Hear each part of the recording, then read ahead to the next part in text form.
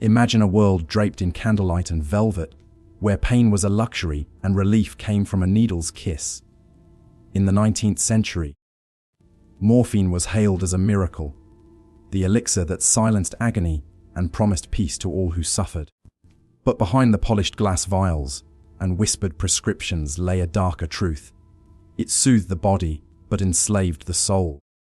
From hospital wards to royal chambers, morphine spread through every vein of society, creating a silent empire of dreamers, healers, and ghosts. This is the story of the century that tried to cure pain and lost itself instead. Imagine lying in a dimly lit hospital room in the late 1800s.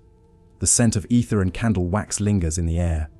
Outside, a horse-drawn carriage rattles down a cobblestone street, its sound fading beneath the whispers of nurses in starched white uniforms. Your body trembles from pain. Unbearable, unending, until a doctor leans over you with a syringe glinting in the low light. He presses the needle into your arm, and within moments, the agony dissolves. Warmth spreads through your veins.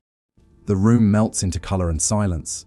You are floating now, between waking and sleep, between pain and paradise. This is the world morphine built. A strange, seductive twilight where patients became dreamers and medicine became addiction. In the 19th century, morphine was hailed as a miracle. Doctors called it the blessing of modern science, a gift that could quiet screams, heal suffering, and bring calm to the dying. It was extracted from opium, the same flower that had already conquered empires, but purified, refined, and praised as civilized medicine. What few understood was that morphine carried a secret. It didn't just ease pain. It erased the boundaries of reality itself. From battlefields to drawing rooms, morphine reshaped how people experienced life and death. Soldiers returning from war clung to their doses like salvation. Poets and housewives alike sank into its velvet darkness. Even doctors, who administered it with pride, often became its most tragic victims. This wasn't just a story of addiction, it was a revolution of sensation. The 1800s were an age obsessed with science, progress, and control. Yet here was a drug that turned control into surrender, rationality into reverie. Morphine created a new kind of patient, one who floated through the world half dreaming, half dead. In this haze, the line between medicine and madness blurred. Hospitals became sanctuaries of silence, where patients stared blankly at the ceiling, their minds wandering through hallucinations too beautiful or too horrifying to describe. Artists and writers called it the divine sleep. Physicians called it progress. Society, for a time, called it peace. But peace always comes with a price. Behind the white curtains of Victorian hospitals and the soft glow of bedside lamps, thousands of lives quietly slipped away, not from disease, but from the seductive promise of relief. This is the hidden story of the 19th century's most elegant poison, a story of pain, comfort, and the dreams that killed. The story of morphine begins, as all tragedies do, with hope. In 1804, a young German pharmacist's apprentice named Friedrich Serter stood over a small wooden table in his workshop, his hands trembling with discovery. From the dried resin of the opium poppy, he had extracted a new substance, white crystals that glittered like sugar in the dim light. He named it morphium, after Morpheus, the Greek god of dreams. It was, in his mind, not a poison but a revelation, a way to separate pain from consciousness, to silence the body's suffering without the delirium of crude opium. Serter didn't just invent a new drug. He unlocked a door humanity had never opened before. For the first time, a single compound could precisely control agony, not merely dull it, but erase it. The medical world was stunned. Physicians, who for centuries had relied on alcohol, laudanum, or the blunt mercy of unconsciousness, suddenly possessed a substance that seemed divine. Morphine was pure, powerful, and predictable. It could be measured in milligrams, prescribed with scientific confidence. It was, in every sense, the perfect drug for the new industrial age, rational, refined, and modern. By the 1820s, Morphine had become the pride of European medicine. Hospitals and apothecaries stocked it in glass vials, labeled extractum morphi purum. Doctors prescribed it for everything: headaches, tuberculosis, childbirth, melancholia, even heartbreak. A few drops dissolved in water could soothe the nerves of an anxious aristocrat. A syringe could grant peace to a soldier writhing in agony. It was clean, clinical. A far cry from the smoky dens of opium that Europe had long condemned as Oriental vice.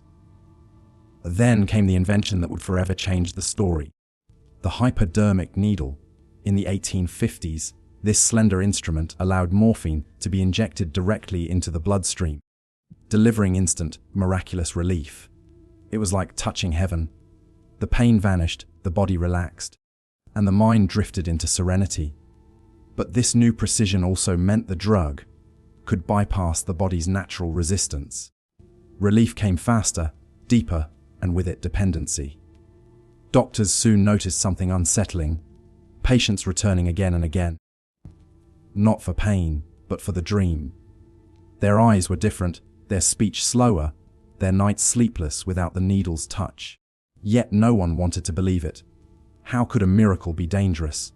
How could science betray its own promise?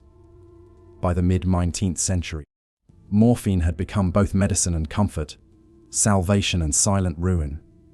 It was there in the operating rooms of Paris, the field hospitals of Gettysburg, the asylums of London. Each injection was a small miracle and a small surrender. Still, in that age of progress and empire, few dared question it. Morphine was not seen as an addiction, but as a sign of civilization's triumph over pain.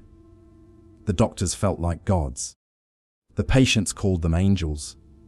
They did not yet understand that Morpheus, the god of dreams, always demands something in return.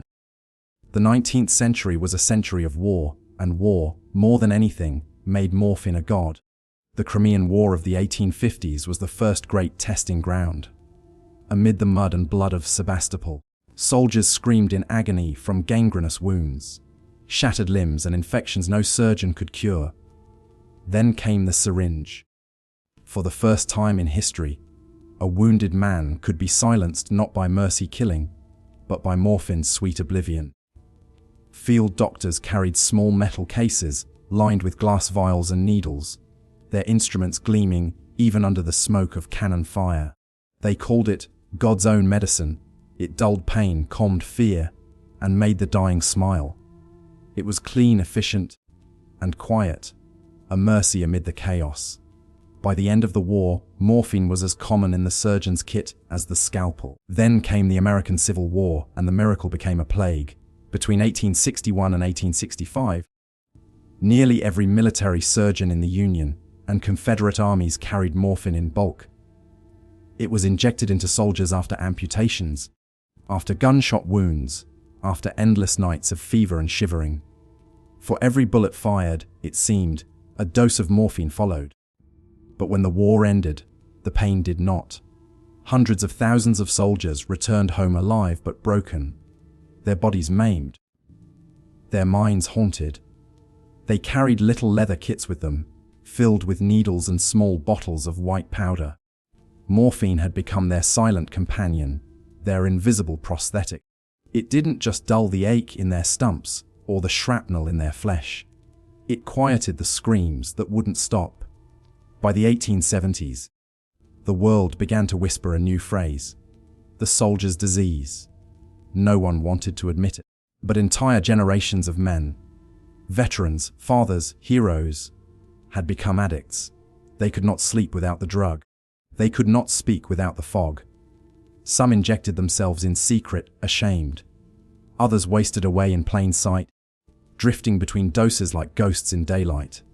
And still, morphine's halo of respectability remained untarnished. Doctors wrote prescriptions with elegant pens, using the same drug that had ruined their patients. Pharmaceutical companies sold it in elegant bottles, promising purity and peace. Women used it for menstrual pain, artists for inspiration, politicians for nervous exhaustion. Addiction had not yet entered the medical vocabulary. Dependence was called a habit of relief. In those decades, morphine became the quiet epidemic of modern life. There were no public warnings, no campaigns, no moral panic. The very institutions that spread it, hospitals, pharmacies, and the armies of progress, refused to believe it could be dangerous. And so, while Europe rebuilt and America industrialized, a hidden generation slipped beneath the surface, nodding through their days in morphine dreams. They were the world's first invisible addicts, respectable, intelligent, and doomed. The wars had ended, but the pain had merely changed form, and morphine, ever loyal, remained to soothe it, a tender god whispering, "Sleep now, forget."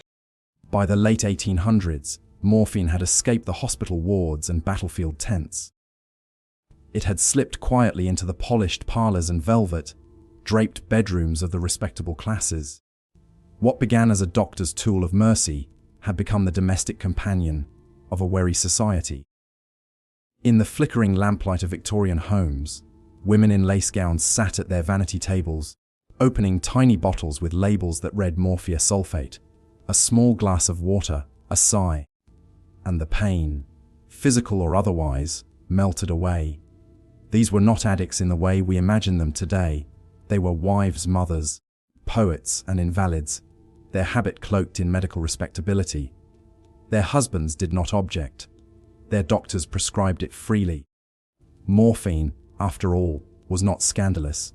It was scientific. And in an age where science was worshipped, no one wanted to question a miracle. Women were especially vulnerable. Society offered them few outlets for emotional suffering, no language for depression, no patience for hysteria, no space for rebellion. But medicine offered a solution, a syringe, and a promise. A few drops under the skin could calm nerves, relieve female troubles, and quiet melancholia.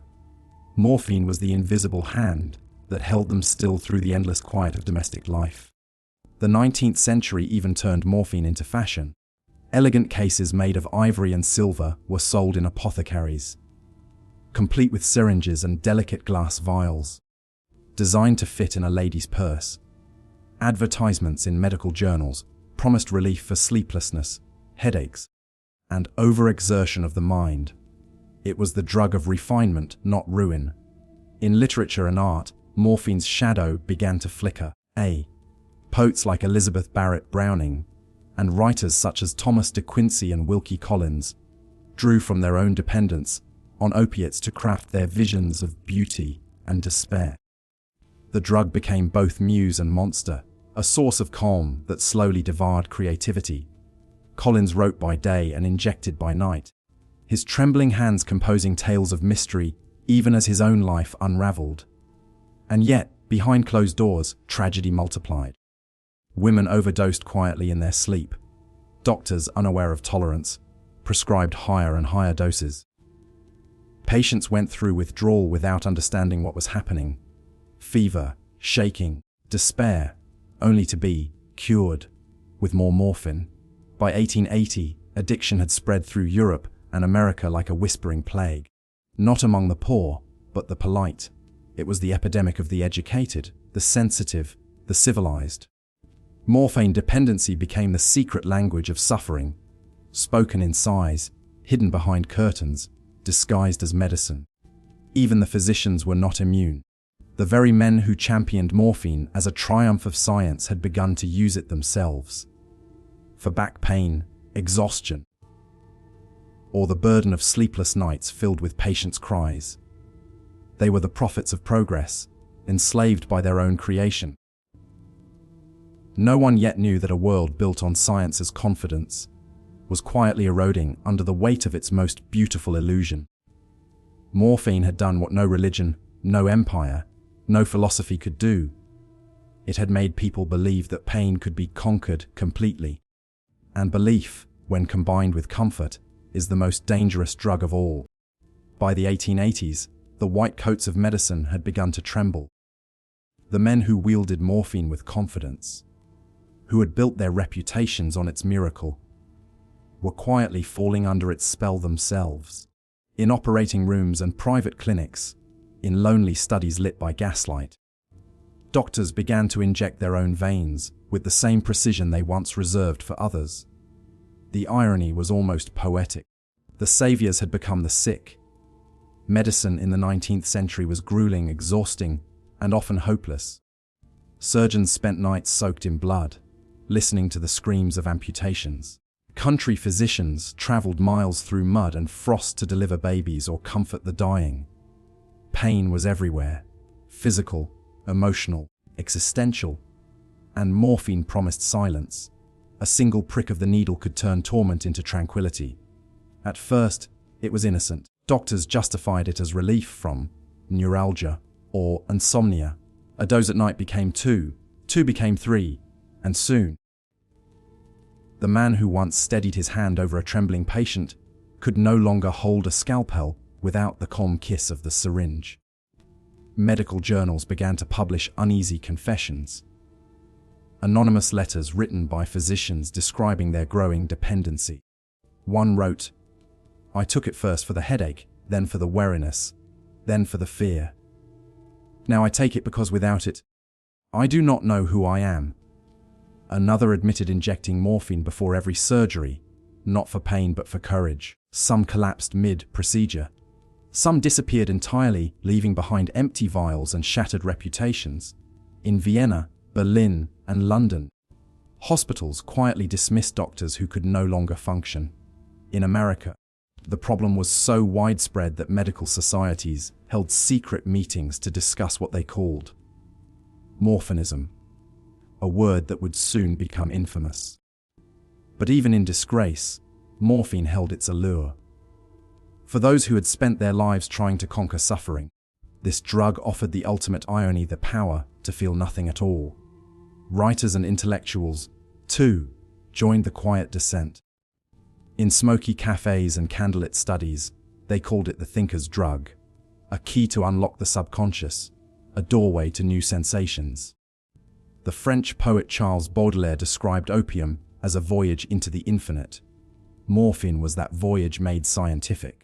It became a ritual for the sleepless artist, the melancholic scholar, the disillusioned doctor. Society watched from afar, fascinated and horrified. Morphine was no longer just a medicine. It was a mirror held up to civilization itself. The drug that symbolized progress revealed a deeper truth, that beneath the polished veneer of modernity, people were still haunted by loneliness, fear, and the unbearable weight of consciousness. By the end of the century, morphine had lost its innocence. Hospitals began to whisper the word addiction. Medical textbooks warned against unnecessary injection. And yet behind every warning the needle gleamed, precise, merciful, irresistible. Doctors had created a god they could not exorcise. In trying to cure pain, they had discovered the oldest truth of all. That pain, more than anything, keeps us alive. By the 1890s, the secret was impossible to hide. Behind elegant curtains, in hospital wards, and in quiet parlors across continents, morphine had tightened its grip. What began as a medical marvel was now a silent epidemic, spreading through the veins of every class, from the beggar's cot to the countess's boudoir. It started with whispers. Doctors spoke of patients who returned again and again for injections long after their wounds had healed. Apothecaries noticed familiar faces, trembling hands clutching prescriptions written months before. And journalists, ever hungry for scandal, began to write about the morphine menace. Newspapers across London, Paris, and New York printed sensational headlines. A new curse of civilization. The needle and the woman. Our nation's hidden slavery. The tone was dramatic, moralistic, but beneath the fear was a dawning truth. Society had created its own disease. Women were particularly visible in these reports. In the age of tight corsets and polite silence, morphine became the perfect escape. Victorian wives prescribed the drug for female troubles. Hysteria, insomnia, grief found themselves enslaved to its comfort. Society pitied them at first, then condemned them. A woman's morphine use was seen as weakness, even sin, while a man's was merely melancholy. A London physician wrote bitterly in 1895, "We have given morphine to the angels of the household and turned them into ghosts." Public outrage soon followed. Pamphlets warned of moral decay and drugged mothers. Religious preachers thundered against the evils of the syringe, calling it Satan's ink. But behind the hysteria was confusion. No one understood addiction as a disease. It was seen as a failure of will, a corruption of the soul. Governments, too, began to stir. France proposed early restrictions on morphine sales. Germany debated regulating the production of the hypodermic syringe.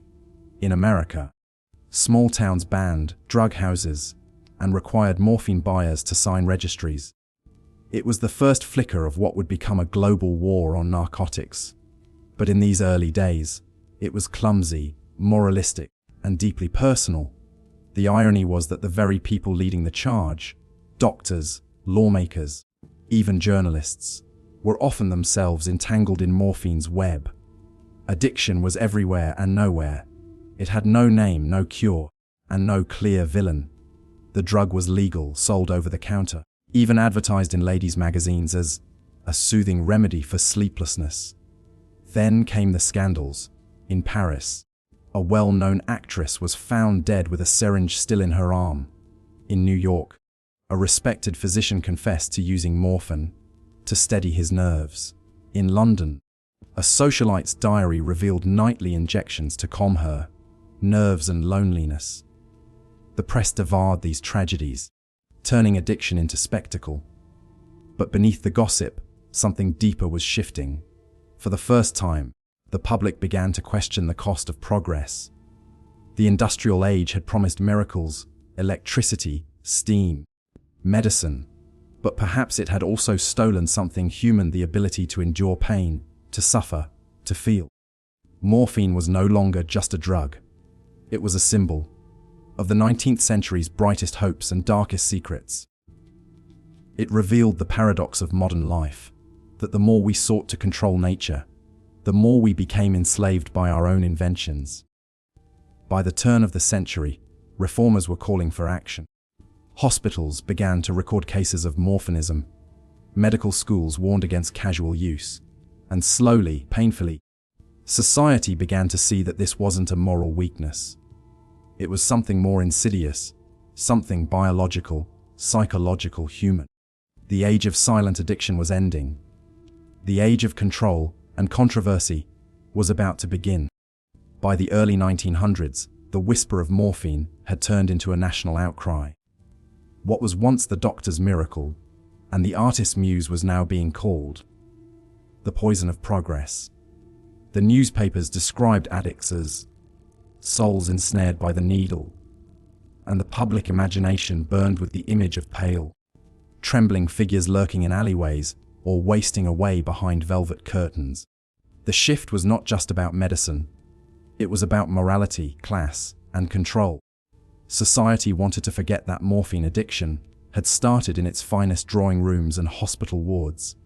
Instead, it began to associate the habit with degeneracy, weakness, and vice. Doctors who once praised the drug now spoke against it, often to cleanse their own consciences. Lectures were held at universities warning young physicians to resist the temptation of easy relief. The medical journals of the time brimmed with phrases like the morphine curse and a danger to civilization. Governments joined the crusade. In Germany, morphine became one of the first drugs to require a medical prescription.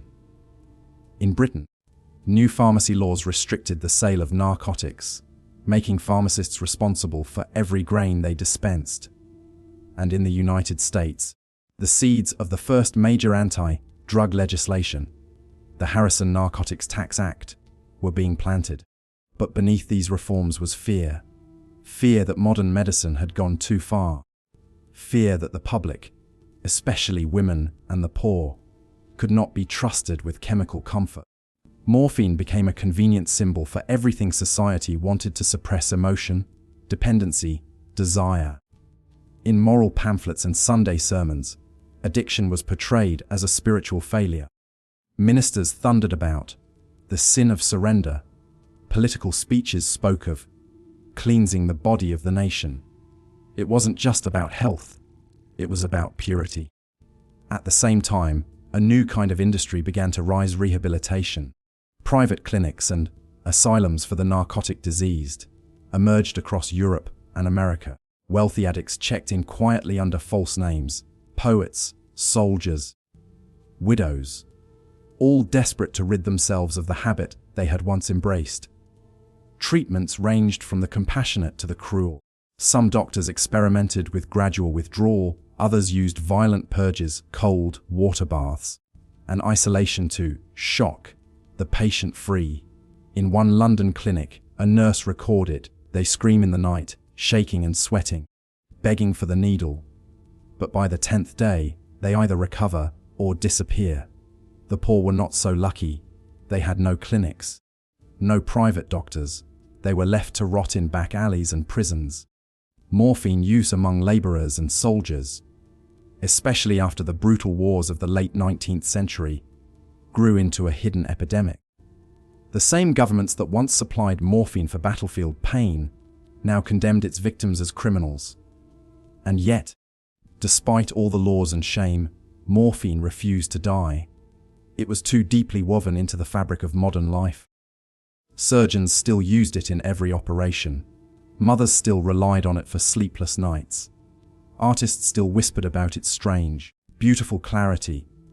A new generation of drugs, heroin, cocaine, chloroform, entered the stage, each promising to be safer, cleaner, non-addictive.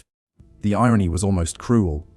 Heroin, introduced by Bayer in 1898 as a cure for morphine addiction, would soon prove even more destructive. Humanity was chasing the same illusion, that there could be pleasure without pain, healing without consequence. The war on the syringe was not a war against a chemical. It was a war against human frailty itself, the longing for escape, for control, for silence in a noisy world. In hospital corridors, a quiet reckoning began. Doctors started asking new questions. What if the problem isn't the drug? What if it's the suffering we refuse to face? As the 20th century dawned, morphine became both a ghost and a lesson, haunting medicine, art, and morality alike. The very substance that had saved millions had also condemned them. And yet, behind every reform and regulation, there still lingered the faint glimmer of its promise, the dream of painlessness, the seductive whisper that progress could make us gods. By the turn of the 20th century, morphine had become both a savior and a curse, a drug that embodied the contradictions of the modern age.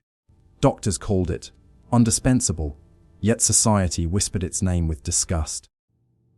Its journey from medical miracle to moral menace was complete, and yet, behind closed doors, the syringe still glimmered under candlelight.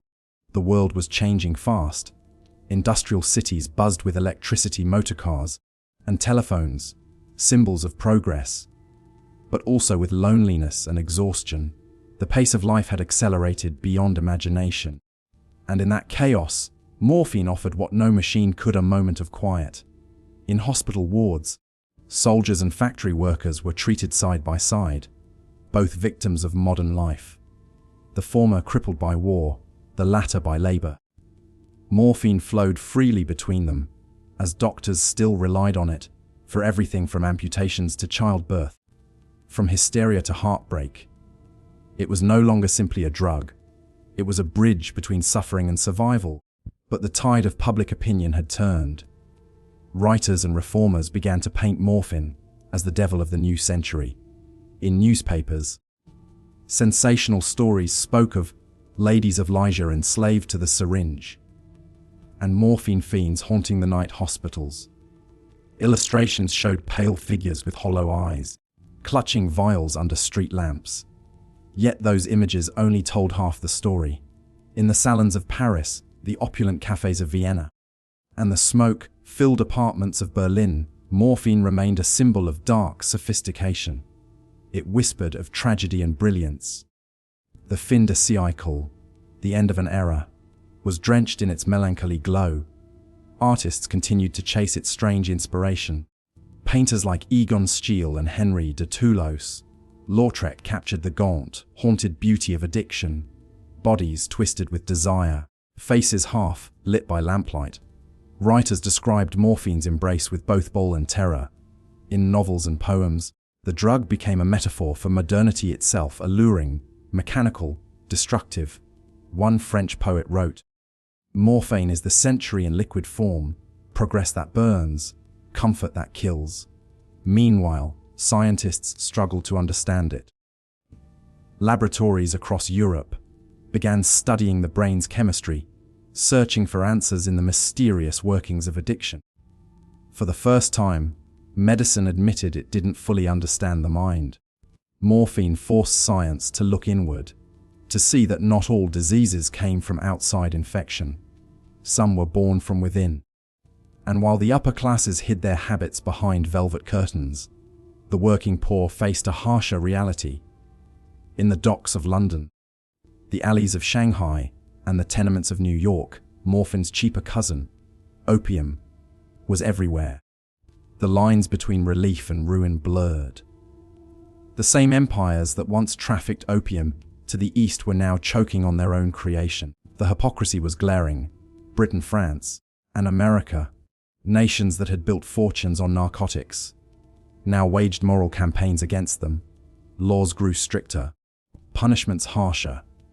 A society that had once prescribed morphine for sleepless children now condemned its victims to shame and prison. But the habit was not so easily erased. Those who had lived in morphine's embrace could not simply forget it. Some returned to it in secret, others replaced it with new escapes, chloral cocaine, or the rising star of the early 20th century, heroin, introduced by biolaboratories as a heroic substitute. For morphine, heroin promised liberation from addiction. Doctors prescribed it freely, believing it would wean patients off the syringe. Instead, it deepened the cycle. What began as an attempt to end dependency only multiplied it. The irony was devastating. By 1910, morphine was no longer just a drug, it was a mirror. It reflected everything the modern world had become: brilliant, restless, and wounded. It symbolized both the genius and the failure of human invention. And in the dim hospital rooms of Europe, the last generation of true morphine users, poets, widows, soldiers, began to fade away. Their stories would survive in the margins of literature and medicine, but their faces would disappear behind the veil of progress. Still, if one listened closely in those quiet corridors, one might hear the soft click of a syringe, the sigh of relief, the whisper of a secret that refused to die. There is no cure for pain, only the dream of forgetting it. When the First World War erupted in 1914, morphine once again found itself at the center of history. No longer confined to the quiet chambers of hospitals or the trembling hands of the lonely elite, it became a soldier's salvation and his curse. The Great War was unlike anything the world had ever seen. A brutal symphony of machines, trenches, and mutilation. Limbs torn apart by shrapnel, lungs burned by gas, and minds shattered by unending artillery. Pain, both physical and psychological, filled every inch of the battlefield. And morphine was the only mercy left. Medics carried it in small glass ampoules tucked into their vests. Syringes became as essential as bullets. A wounded man would cry out, and within seconds, the morphine would flow, a sharp sting, then relief. The drug dulled agony, silenced screams, and allowed doctors to perform amputations in the mud. It saved lives. But it also created a new kind of dependency that no one had anticipated. Many soldiers returned home not just with scars, but with secret cravings. They had learned to associate morphine with peace, a brief sanctuary from horror. In hospital wards across Europe, veterans begged for the injection that had once dulled their pain on the battlefield.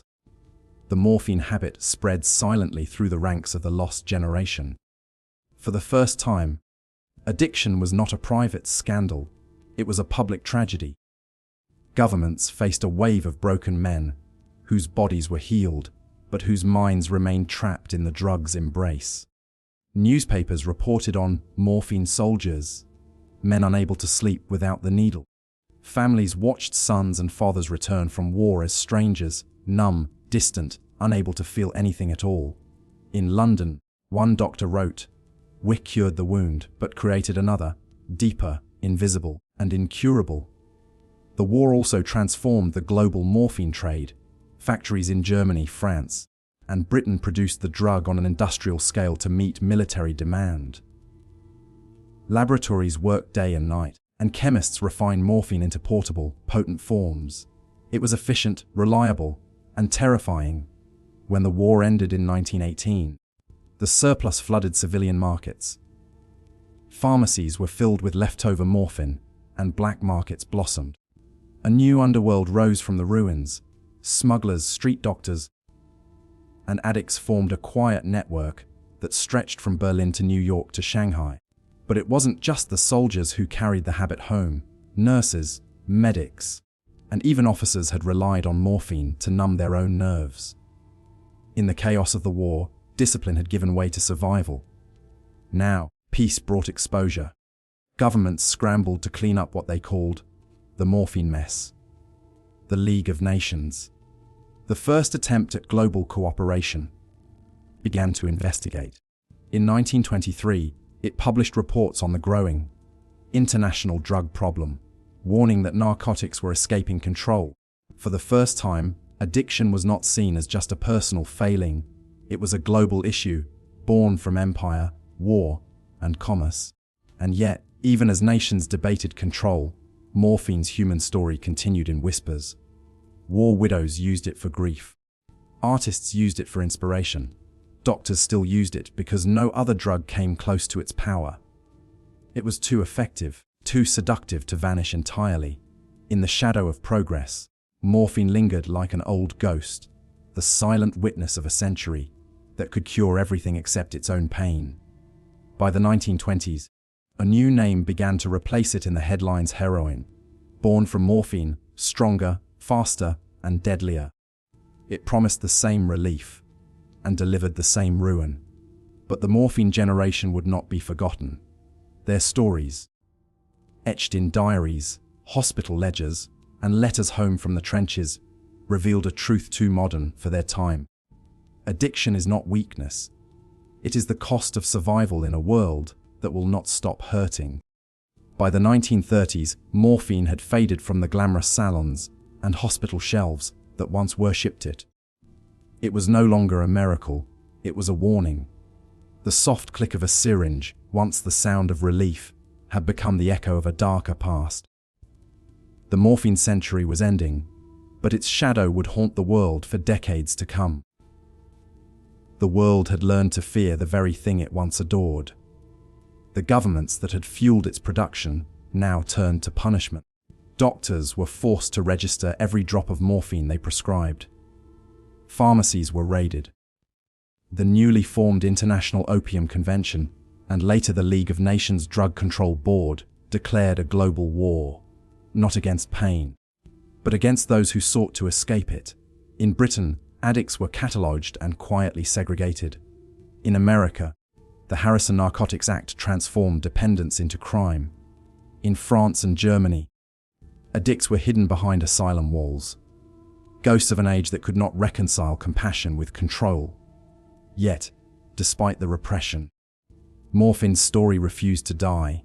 It remained in hospitals, clutched by trembling nurses in wartime wards, still saving lives as the world marched toward another great conflict. Even as morphine became a criminal's word, it continued to flow wherever there was suffering. During World War II, morphine again became the soldier's companion. The same cycle repeated: pain, relief, dependency. Humanity could not resist the pull of mercy, even when it came from a needle. But this time, something was different. Science had begun to understand addiction not as sin, but as sickness. A handful of doctors, pioneers of psychiatry and pharmacology, started asking the question society had long avoided. Why do people need relief so desperately? Their studies revealed the cruel truth that addiction was not born from weakness, but from the unbearable weight of life itself. For the first time, Medicine began to see the addict not as a criminal, but as a patient. Still, progress was slow. Shame lingered longer than science. In literature and art, the morphine age became myth. Poets romanticized its haze. Painters captured its decay. It became a symbol of beauty and destruction, of civilization's yearning to escape its own perfection. The morphine user, half saint, half sinner, became one of history's most haunting archetypes. In the decades that followed, new drugs took its place. Heroin, barbiturates, amphetamines. Each generation found its own poison, each promised its own salvation. But morphine remained the mother of them all. The original sin of modern medicine. By the late 20th century, historians began to revisit its story. They discovered that morphine was not simply a tale of addiction. It was a mirror reflecting the soul of a changing world. It showed how progress and pain walked hand in hand, how every cure carried its own curse. The same drug that eased the dying and soothed the wounded had also enslaved the living. And yet, even now, in hospitals around the world, morphine endures. The most trusted painkiller in human history. It survives because we cannot live without it. Because pain, like memory, never truly disappears. If one walks into a quiet hospital ward today, somewhere a nurse still fills a syringe, the same way they did 150 years ago. The metal gleams under white light, a small measure of mercy against the vastness of human suffering. And if you listen closely, through the hum of machines and the sighs of patients, you might still hear that ancient whisper, the one that carried through the centuries. To heal is to harm. To numb is to forget. And to forget is what we have always desired most.